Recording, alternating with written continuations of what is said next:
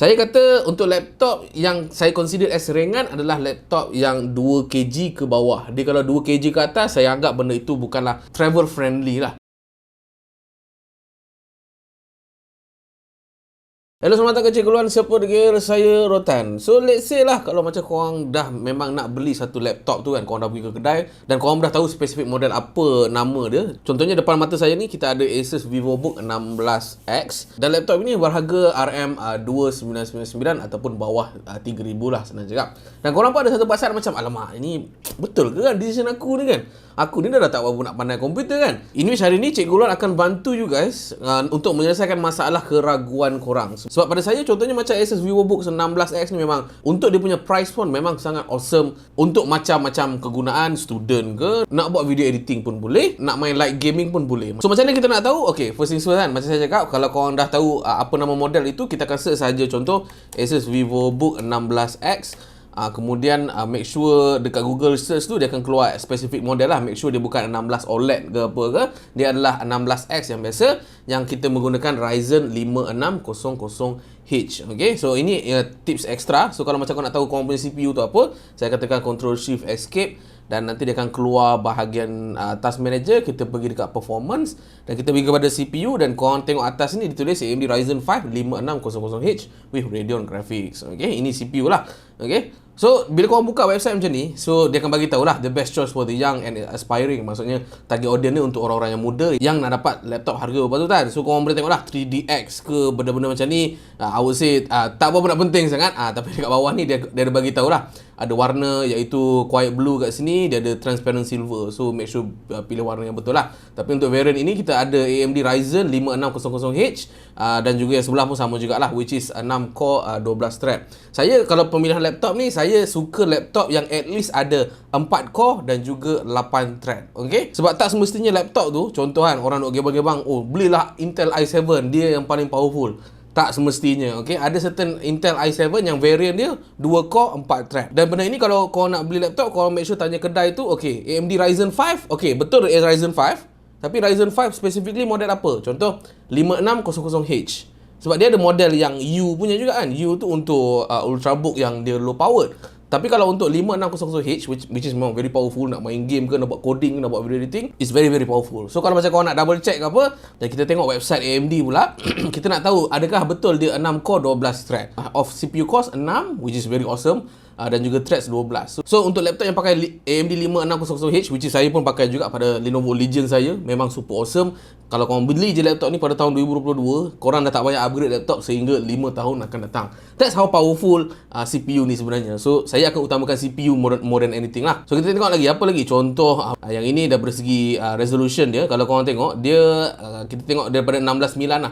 Okay, 16:9, 16:10 ni maksudnya apa? 16:9 dia melebar ke sini, dipanjang ke sini, dipanjang ke sini. Tapi kalau 16:10 dia start meninggi macam ini, which is antara winning selling point Vivo 16X ni pun sebab dia 16:9 16 inch. So sepanjang Cikgu Luan dah test lebih kurang 2 minggu ni, saya dapati body dia tu nampak macam kecil, tapi bila kita guna, kita rasa besar. Itu kelebihan kalau gunakan 16:10 punya aspect ratio dibandingkan dengan 16:9. Dan juga dia ada Wi-Fi 6 dan juga dia ada Bluetooth 5.2. Okay, alright, saya pergi dekat website, nama dia fast.com. Kita tengok sendiri depan mata berapa yang kita akan dapat. Korang tengok, okay? Laju dia tu memang, hui. Dan for sure kita kena check lah port dia apa. Contoh dalam model ni dia ada satu micro HDMI 1.4 punya interface. Dia ada macam biasalah combo audio jack dekat sini. Dia ada satu USB 2 Type A. Dia ada satu USB 3.2 Gen 1 Type C lah. Dan dia pun ada dua USB 3.2 Gen 1 Type A. Ada dua Type A yang biasa. Dan juga warranty. Lepas tu kalau dia bagi backpack ni, ini optional lah. Tapi benda-benda free game ni saya tak nak pandang sangat lah. So daripada tech spec ni kita dah tahu dah adakah laptop itu laju ke tak, menepati cita rasa ke tak. Dan kalau kita tengok daripada segi bawah dia, korang dapati ini adalah I would say dia punya summarize lah, benda-benda yang dia nak highlight kan. Dan kalau korang tengok dia ada 180 hinge. Apa benda Cikgu Luan kan? 180 hinge ni maksudnya dia ada 180 darjah yang boleh buat lebih kurang dia dah kata apa, lay flat lah 180 darjah. Dan lain-lain kelebihan laptop ni ada physical webcam shield. So dia ada physical, maksudnya kalau kita buka kita punya webcam ni baru dia buka. Kalau kita nak tutup, kita boleh tutupkan. Okay. So ini contoh untuk webcam Asus VivoBook 16X. So kalau saya tutup dia punya shutter, dia audio dia sama je, dia akan masuk juga, cumanya visually dia tak lah. So saya akan buka balik. Mungkin kalau kita nak buka shutter dia tu macam lebih keras sikit, tapi I think okay lah anyway. So ini adalah quality 720p dan juga 30 frames per second webcam.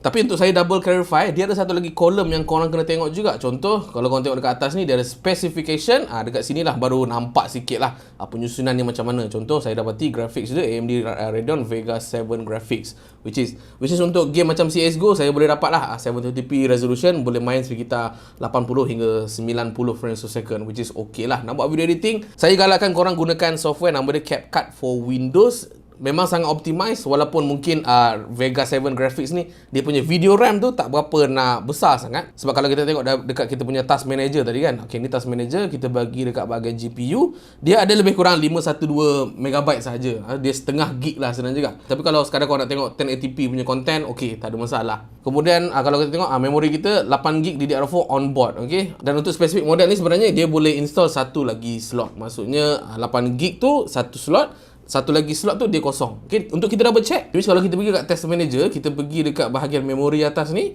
korang akan tengok slot use is satu daripada dua. Maksudnya dia 8 gig satu batang, tapi satu lagi slot tu korang boleh upgrade sendiri. In which macam korang kena Cikgu Luan lah. Cikgu Luan memang recommend korang beli je 8 gig punya model 299 ni, tapi pergi ke kedai kemudian dan tambah RAM another 8. So total jadi 16 gig. So korang boleh guna laptop ni lebih daripada 5 tahun lah. Dan juga power supply kita sekadar 90 watt. So kalau kita tengok dari segi power supply tu pun sangat-sangat kecil, tapi memang capable untuk run AMD Ryzen 5 5600H. Tak ada isu punya. Dan antara selling point terbesar untuk laptop ini pun juga adalah 1.88 kg.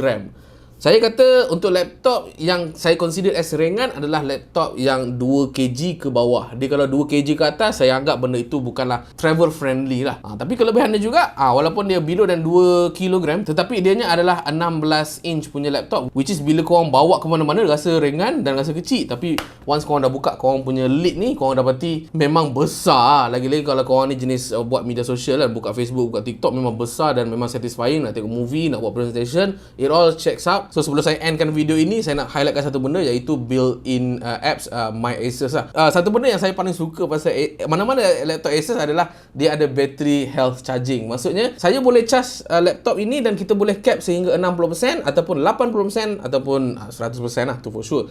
Dan kelebihan ni adalah korang boleh sangkut charger tu all the time. Korang tak payah risau bateri tu kembung ke apa ke. Sebab technically kalau kita charge 60%, bateri tu tak akan kembung. Dan kelebihan yang kedua, contohnya kalau macam korang nak buat video editing, korang nak main game contoh, korang dapati kalau main game tanpa charger kan, korang rasa macam laptop tu slow kan. Tapi bila kita on the charger, kita punya game tu jadi lagi laju, rendering speed pada video pun akan jadi laju. Sebab finally laptop boleh dapat wattage yang mencukupi, in which macam saya cakap tadi, sehingga 90 watt according to power adapter yang diberikan lah. So kalau korang berminat untuk membeli Asus VivoBook 16X ni, korang boleh tengok dekat dalam ruangan description saya ada lekatkan dekat situ. Itu saja daripada saya. Apa lagi guys tak tahu berkenaan video editing, video shooting itu semua, korang boleh roger dalam ruang komen bawah supaya saya boleh buat video upon request juga. Itu saja daripada saya Cikgu Luan, saya Bergil, saya Tan.